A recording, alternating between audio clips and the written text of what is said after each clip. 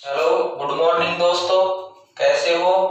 कल के अपनी अनुसूची वाली क्लास हुई थी जिसमें आपको किसी प्रकार की कोई समस्या हो, कंफ्यूजन हो तो आप कमेंट करके अवश्य पूछ सकते हैं। आपकी समस्या का समाधान अवश्य किया जाएगा। तो आज का हमारा टॉपिक रहेगा संसदीय शासन प्रणाली। संसदीय शासन प्रणाली को 3 अंगों के आधार पर हम समझेंगे। तो आइए देखते हैं। संसदीय शासन प्रणाली। संसदीय शासन प्रणाली हमारे देश में ब्रिटिश से अपनाई गई है। ब्रिटिश फ्रांस से इसको अपनाया गया है। तो हम इसको 3 अंगों के आधार पर समझेंगे।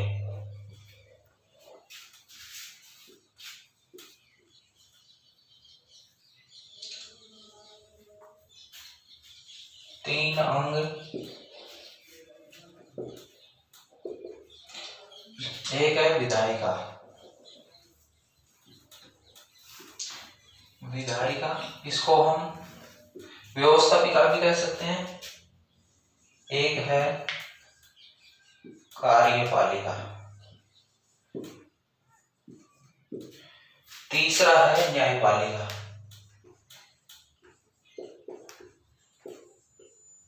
न्यायपालिका।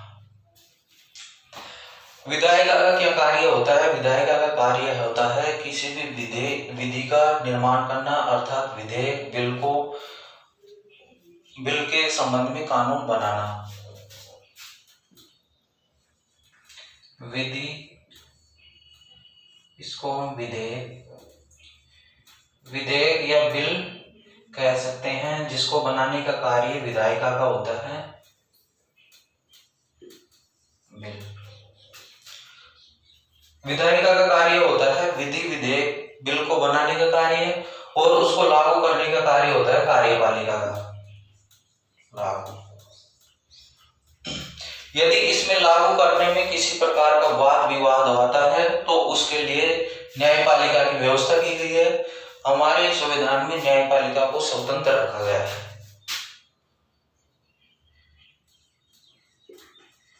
न्याय, इसमें किसी भी प्रकार का कोई उल्लंघन करता है तो उसके लिए न्यायपालिका का प्रावधान किया गया है।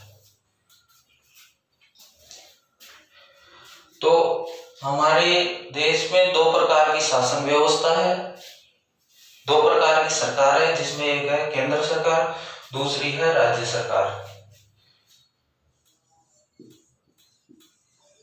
केंद्र सरकार और दूसरी है राज्य सरकार। राज्य सरकार। हम देखेंगे केंद्र सरकार में कौन कौन से पद आते हैं और राज्य सरकार में कौन कौन से पद आते हैं। यहाँ पर है कार्यपालिका में राष्ट्रपति, उपराष्ट्रपति,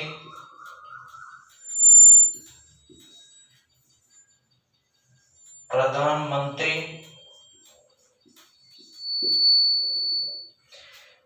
मंत्रिपरिषद,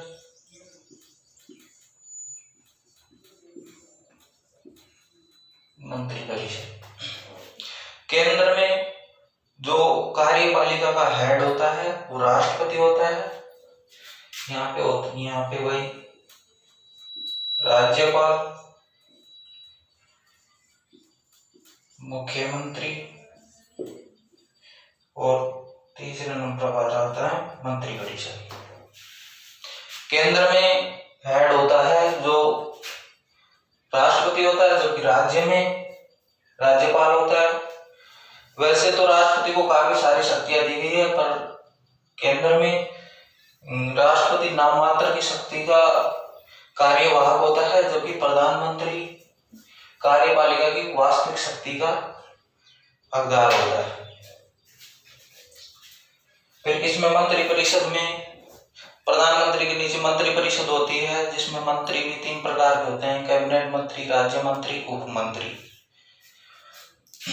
तो हम यहाँ विधायिका के यानी विधायिका अर्थात व्यवस्थापिका के संबंध में यहाँ भी दो प्रकार से समझेंगे, जिसमें केंद्र राज्य।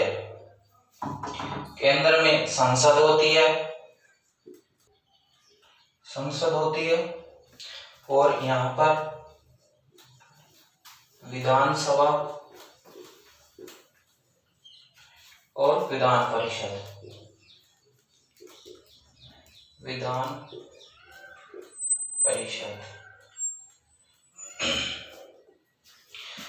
विधान संसद में यहाँ पे लोकसभा होती है और दूसरा सदन होता है राज्यसभा। केंद्र में संसद होती है, संसद में लोकसभा और राज्यसभा होते हैं। इनके सदस्य एमपी कहलाते हैं अर्थात पार्लियामेंट्री ऑफ मेंबर। यहाँ पर राज्य में विधानसभा के सदस्य विधायक कहलाते हैं। भारत के प्रत्येक राज्य में विधानसभा है, लेकिन प्रत्येक राज्य में विधान परिषद नहीं है। केवल 6 राज्य ऐसे हैं जिनमें विधान परिषद है। फिर यहाँ पर भी ये भी कार्यपालिका के अधिकारी 2 प्रकार के होते हैं। एक तो जनता द्वारा चुनकर भेजा जाता है और दूसरा इसमें स्थायी और अस्थायी समझते हैं हम। स्थायी और दूसरा होता है अस्थायी। स्थायी में तो आते हैं उच्च पदाधिकारी, इसको नीचे लिख देते हैं, पहले स्थायी को समझ लेते हैं। स्थायी वो होते हैं जिनमें उच्च पदाधिकारी होते हैं जो 60 से 62 साल की आयु तक इनका कार्यकाल होता है। जैसे उच्च पदाधिकारी ये कार्यपालिका के स्थायी कार्यवाहक होते हैं। दूसरे नंबर पर आता है अस्थायी। इसमें राष्ट्रपति, उपराष्ट्रपति एवं प्रधानमंत्री का पद शामिल होता है, जो केवल 5 वर्ष के लिए होता है एक कार्यकाल में। उसके बाद में यदि वो वापिस जीत के आते हैं तो फिर वह वापिस 5 साल के लिए चुने जाते हैं। इस प्रकार से इसको स्थायी और अस्थायी के आधार पर विभाजित किया गया है। अब यहाँ पे देखते हैं कार्यपालिका, न्यायपालिका। न्यायपालिका को एकीकृत रूप से समझाया गया है, जिसमें SC supreme court, SC high court, DC district court. ये एकीकृत रूप से स्ट्रक्चर वाइज स्ट्रक्चर इसको दिखाया गया है। अब इसमें ऐसा नहीं है ये केंद्र का है, ये राज्य का है, इसमें ऐसा कोई भी नहीं है।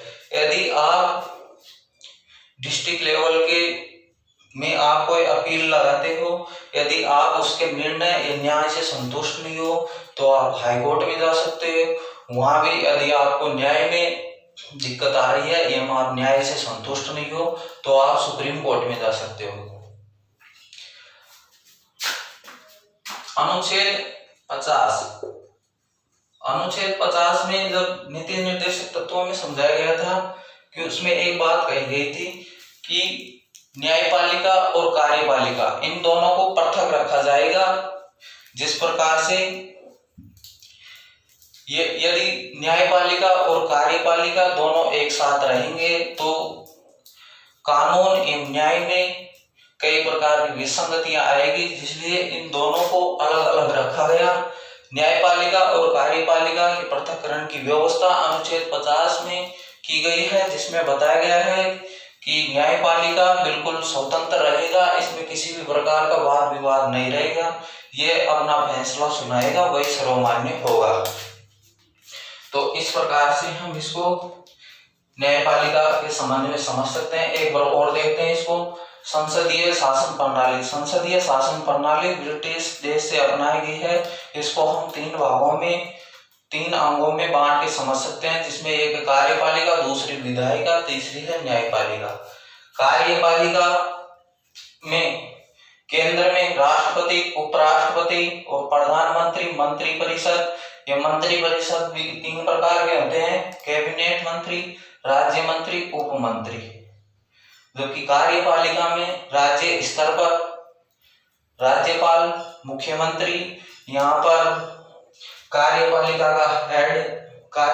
का केंद्र में हेड राष्ट्रपति होता है, जबकि राज्य में राज्यपाल होता है। वैसे राष्ट्रपति को काफी सारी शक्तियां दी गई है, लेकिन वह प्रधानमंत्री के परामर्श के आधार पर करता है, इसलिए राष्ट्रपति को नाम मात्र की शक्ति का कार्यवाहक कहा गया है, जबकि वास्तविक शक्ति का कार्यवाहक प्रधानमंत्री होता है। यहाँ पर भी राज्यपाल को नाम मात्र की शक्तियां प्रदान की गई है, जबकि राष्ट्र मुख्यमंत्री वास्तविक शक्ति का कार्यवाहक होता है। विधायिका विधि अर्थात किसी विधेयक को बनाने का कार्य जो विधायिका करती है, इसको हम व्यवस्थापिका भी कहते हैं। ये दो स्तर पर होती है, जिसमें केंद्र सरकार और राज्य सरकार। केंद्र सरकार में संसद होती है, जिसमें लोकसभा और राज्यसभा होती है, इसके अंग हैं, इसके सदन हैं लोकसभा और राज्यसभा। इसके सदस्य एमपी होते हैं, मेंबर ऑफ पार्लियामेंट्री। जबकि राज्य में विधानसभा होती है, प्रत्येक विधानसभा तो प्रत्येक राज्य में होगी, लेकिन विधान परिषद केवल 6 राज्य में है। पहले ये 7 राज्य में थी, लेकिन जम्मू कश्मीर को केंद्र शासित प्रदेश बनाने के बाद में अब वर्तमान में 6 ही विधान परिषद रह गई है। फिर यहाँ पे आता है न्यायपालिका। न्यायपालिका को बिल्कुल स्वतंत्र रखा गया है, जो अनुच्छेद 50 इसके पृथक्करण की बात करता है। इसमें 3 प्रकार से इसको एकीकृत रूप से समझाया गया है, जिसमें एससी अर्थात सुप्रीम कोर्ट, एससी अर्थात हाई कोर्ट, डीसी अर्थात डिस्ट्रिक्ट कोर्ट। इसमें यदि इस दोनों में कार्यपालिका और विधायिका के इसमें किसी भी विधेयक या बिल को पास करवाने के संबंध में किसी भी प्रकार का वाद विवाद होता है, तो उसके लिए न्यायपालिका की व्यवस्था की गई है। न्यायपालिका बिल्कुल स्वतंत्र है। भारतीय शासन व्यवस्था के 4 स्तंभ माने जाते हैं।